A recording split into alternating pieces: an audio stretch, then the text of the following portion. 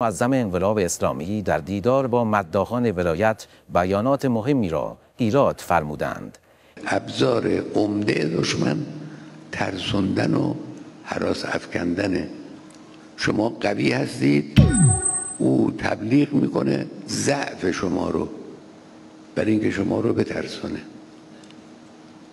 دست شما پره، او تبلیغ میکنه که دست شما خالی است. جدی میفرمایید؟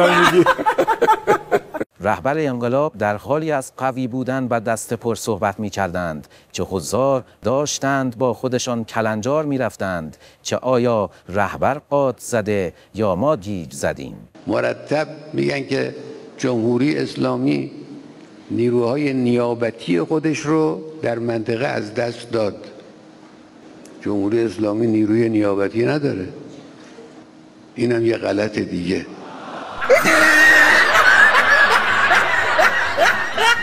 رهبر انقلاب دارد چی کار می کند؟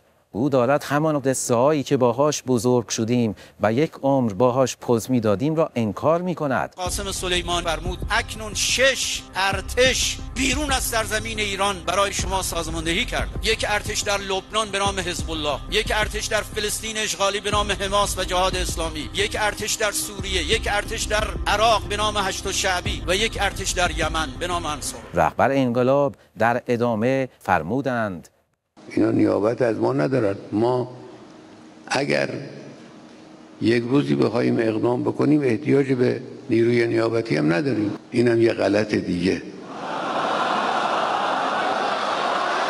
ایشان در حالی ادعا می‌فرمودند که ما نیازی به نیابتی نداریم که همگان می‌دانند ما فقط 4000 پاسدار سوزن خورده اونجا داشتیم که آش رو با جاش گذاشتند و در رفتند. این 47 آش با جاش اومدن عقب. با یه دست نمیشه جلوی سیل رو بگیری.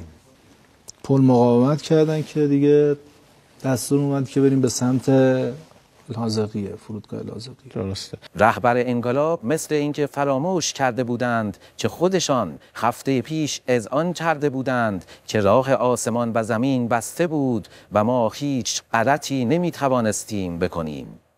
ما در همین شرایط دشوار هم آماده بودیم. آماده ایم که بریم. آسمان ها بسته بود، زمین بسته بود. هم آسمان سوریه رو بستن، هم راه های زمین رو بستن. امکان نداشت. سرعت عالم داره تند میشه، اتفاقات داره عجیب و غریب میشه. شب میخوابی صبح بلند میشه سوریه اینجوریه. اتفاقات داره ما رو به سمت یک مسئله عجیب و غریبی هدایت میکنه. یعنی عالم رمزی شده.